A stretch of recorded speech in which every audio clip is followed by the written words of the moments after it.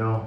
Today we are speaking about challenges and barriers that come with like mental illness, and just excuse the audio for this video. Hopefully it's okay for the listeners. We're in a new room today. It's got like blue walls, so that's quite cool. But it's a little bit echoey, so hopefully you can hear us speak. Yeah. So how was your weekend? Yeah, so I've been moving, so going from one house to the next, trying to like keep my mental health like fine. It's been very stressful, very emotional time as well. Jamille helped me as well, which is good. He came the one day to my new place, and I think we played a little bit of football with my dog in the garden, and he helped me move a mattress all the way from all places to the new place. So we're just like not dragging it, but we're like lugging it along all the way. And then every like 5-10 minutes every like 50 yards we took a break. We were like, geez, no. And then we were just like, it was quite fun in some ways, but yeah. Long story short, that mattress I had to take back to my old place because I couldn't move. My sleep was disrupted for like 3 days because me and my dog were like on edge in the new place. My dog was like quite tired, not tired, she was barking the entire night from like, I would try to go to sleep at like 11 p.m. and until literally 2 a.m. she was barking consistently every like 20 minutes randomly. Because in the new house there's like new noises, everything's unfamiliar, so especially with like some neighbours, and I live on the ground flat, so there's people above, so whenever they walk, like there's like slightly new noises that my dog doesn't recognise, so she barks. So I had the worst sleep. Then I ended up sleeping on the couch for 2 days in my old place, until the mattress came back.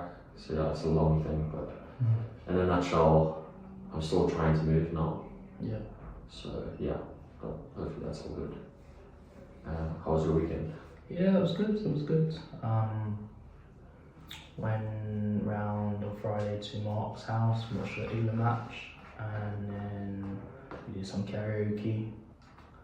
And after the match, that was like good. And then Saturday I watched a bit of football, watched a bit of rugby. My niece was here this weekend, so we went to the park, went to Clapham Common, so that was quite good. Nice. And then Sunday I went walk around Clapham Common, and then watched football. Scotland was playing Greece, so I watched that in the evening. And then Chelsea women's were playing Man City women's, so that was quite good. You watched that, didn't you? Yeah, that was good. It was Chelsea 1-2-1. And then I just watched TV, had Nando's, and then watched TV and went to bed. Tried to have a bit of early night. I went to bed late on Saturday night and Friday night, so just want to get my 8 hours. I think I've got 7 hours instead, but hopefully tonight I'll sleep a bit better. England's playing tonight, so I'll be watching that. Playing Latvia. Hope it'll be a better game than from Friday, because Friday was a bit boring, 1-2-0. But yeah. Good. I'm looking forward to this podcast today. It's gonna be a bit challenging, but it'll be good. It'll be good to let people know a bit more about backstory and how the barriers and stuff. We'd like to start. So as Jamille said, like today we're gonna just speak about challenges with mental health or mental illness.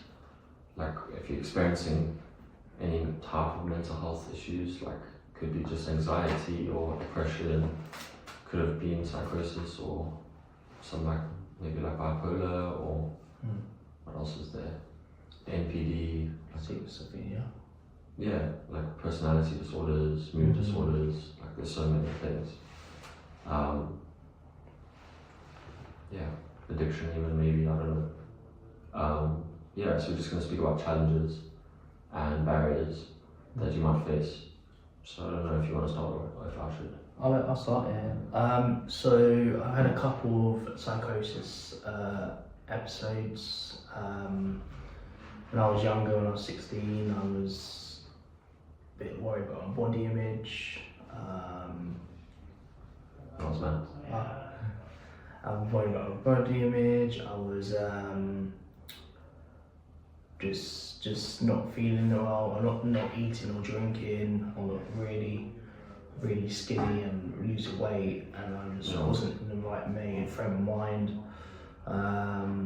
I was supported by my mum and dad, and my uncle and aunt, but they were gonna say, "Oh, maybe you should be in hospital on the drip because you wasn't eating or drinking." So, Jeez, man.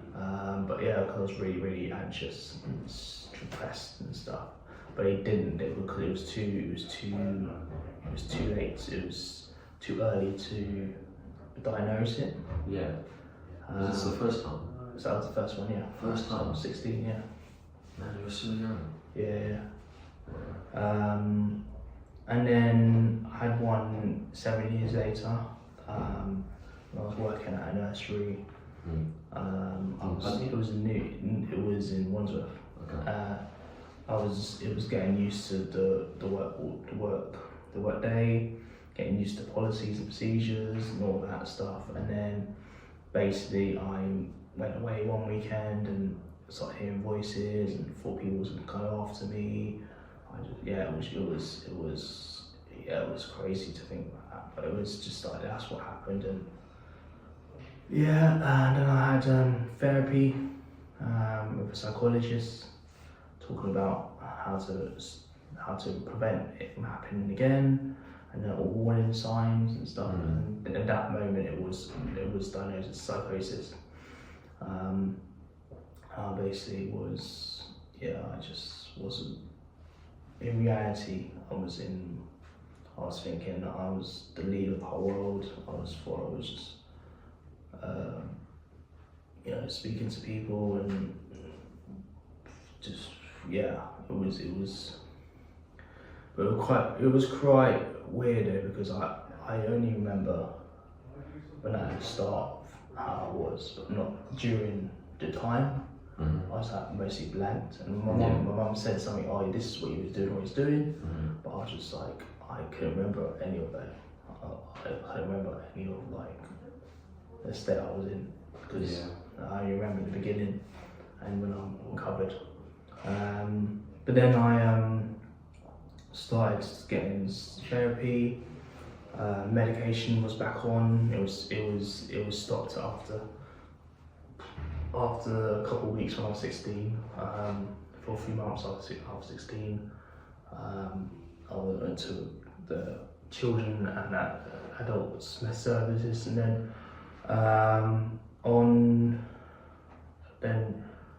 through lockdown I had another breakdown where I was just like, because I felt really lonely and stuff, and also my routine was a bit out the window because basically of COVID.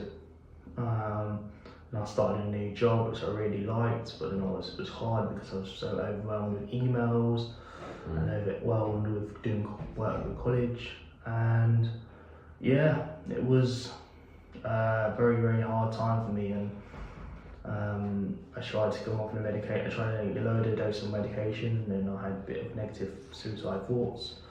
Yes. And then now I'm fine. Now I'm recovering, but I'm basically, I still have flashbacks from when I was ill, but it's very upsetting, and also I'm hoping to keep well and have another episode, because it's very horrible. Yeah.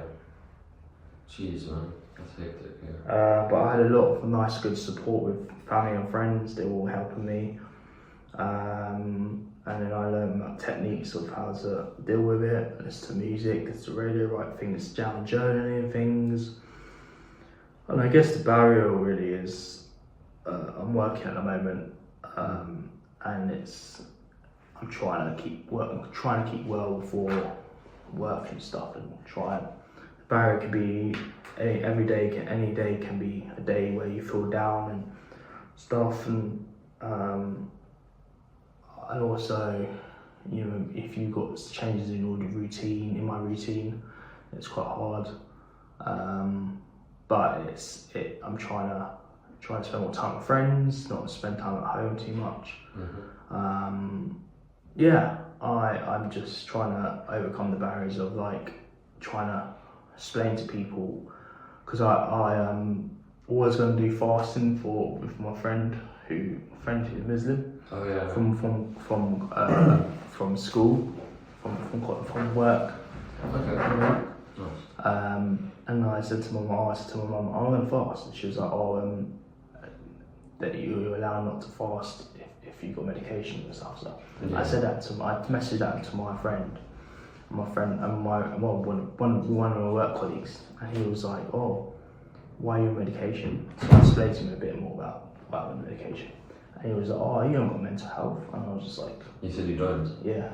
And I was like, yeah. I said, I do. I've got a bit of psychosis and stuff like that, and I explained to him a bit about what it was. When was this? Recent? On Friday. Today's Monday, like a few days ago. Yeah. Oh. But he understood, which was good. So some people don't understand about mental health, but he was like, oh, I should not have got you to try and fast if you're on medication. So I was like, okay. Oh, that's nice. So I was like, yeah, okay, cool. So yeah, I just am trying to get a routine down, trying to do stuff and try and keep doing podcasts and radio shows and things that I like. Nice. Spend time with family, and it's a bit hard now because my nan's a bit not feeling well, and she's oxygen and stuff, so it's quite hard, quite frightening as well to watch. But I'm just trying to keep it every day is a different day, and I like spend time with friends and family. Yeah. What about you? What's your background? Well, we can also talk about, I think my background's already, I spoke about it in the introduction video. Yeah.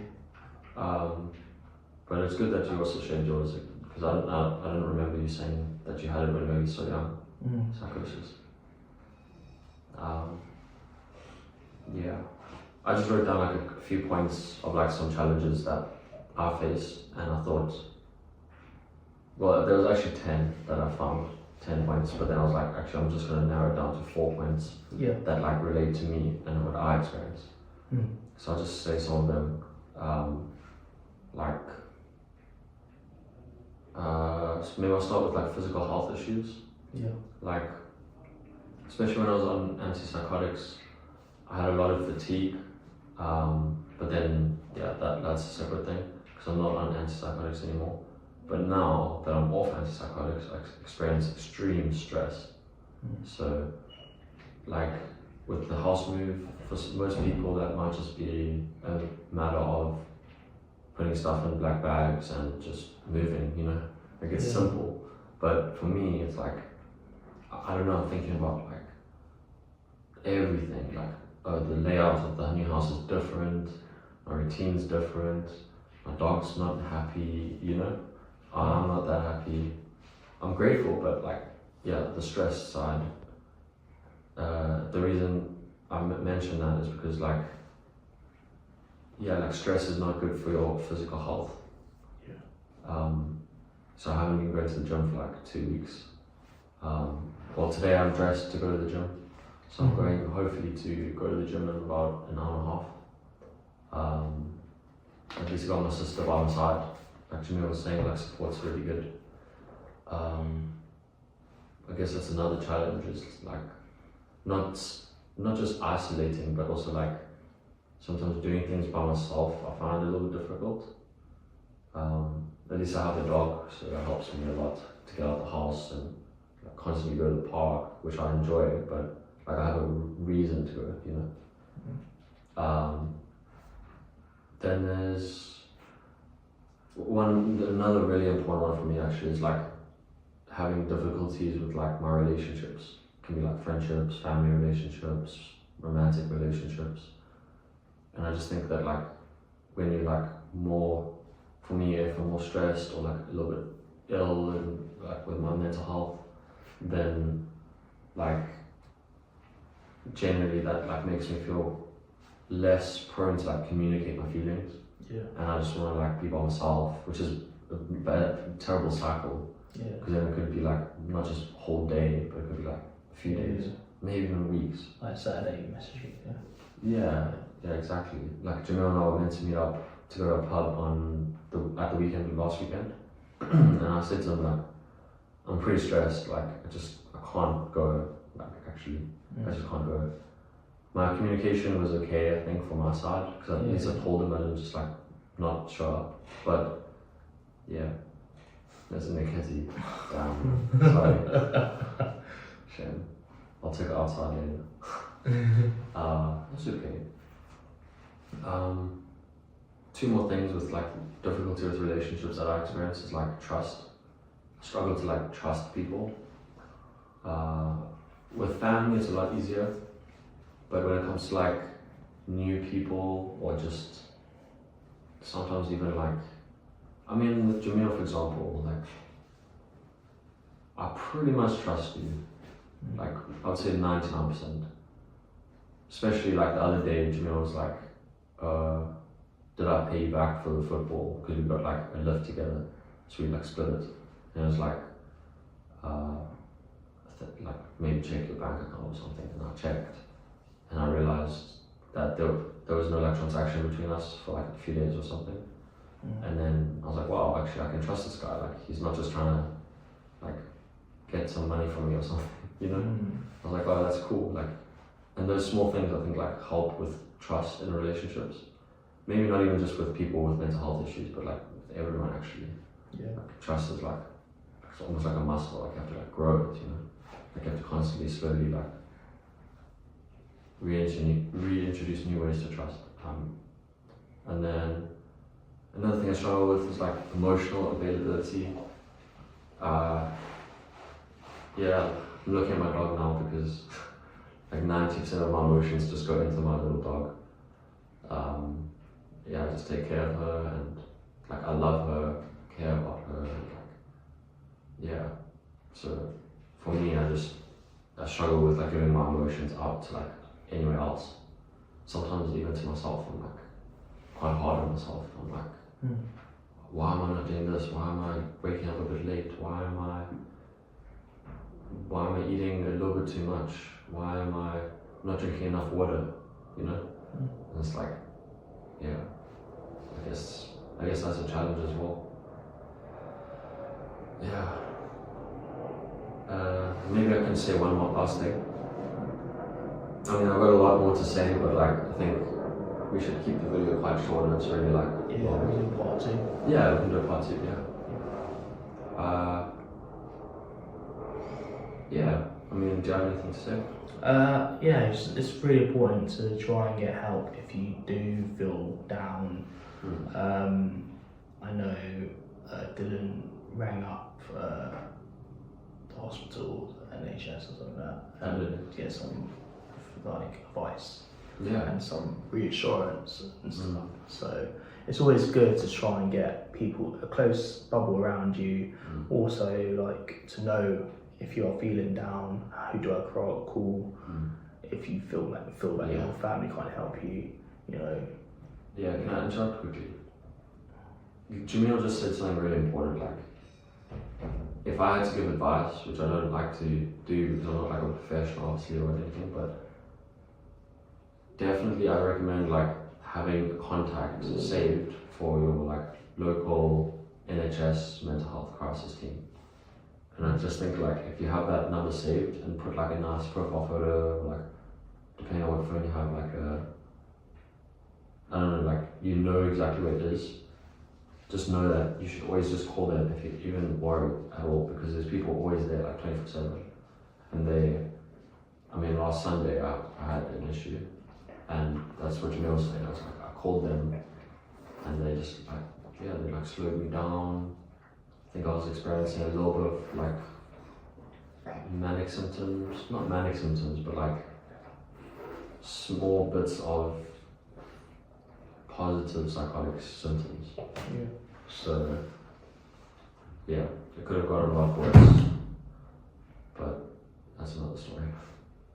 Yeah. But yeah, just keep trying to have a bit of a routine. If you do feel like your routine has been disturbed by some, like maybe you're meeting a friend for coffee or something, or tea, and then you want to get back into your routine, don't beat yourself up about saying that you woke up late, because you got the whole day ahead. That's what I realised when I wake up late or something like that, or I'm just too tired to get out of bed. You shouldn't beat up yourself about anything, because it's your mental health. You need to look after yourself, and don't be afraid to let people down gently, and let people down, saying that you can't do that on this day because I feel a bit down, blah blah blah. But just try and be aware of your emotions and aware of your mental health, and have like Dylan said, have a family, have a contact you can call, know people you can call, contacts and stuff, because there's like places like Samaritans, there is crisis line, there's other like stuff. We'll put a link to some link to the organisations for people to have help with. And also Mosaic has a evening sanctuary as well, which is has family engagement workers to help you. So don't beat yourself up with there will be things that can happen, help, and you can always go to a GP as well if you feel down, and it's always important to have communication. So yeah, we'll do part 2. We'll talk about a bit more about who to look out for, and a bit more about maybe how we are in a few weeks. How Dylan's in a few weeks. Yeah. See if you can talk about it, and if he wants to talk about it. But yeah, have a nice day and keep it Mo Talks. And I'm Jamille. I'm Dylan. Like and subscribe and share with people. Thank you. Cheers. Thank you so much for watching. Like and subscribe to our channel, and at least share to one person.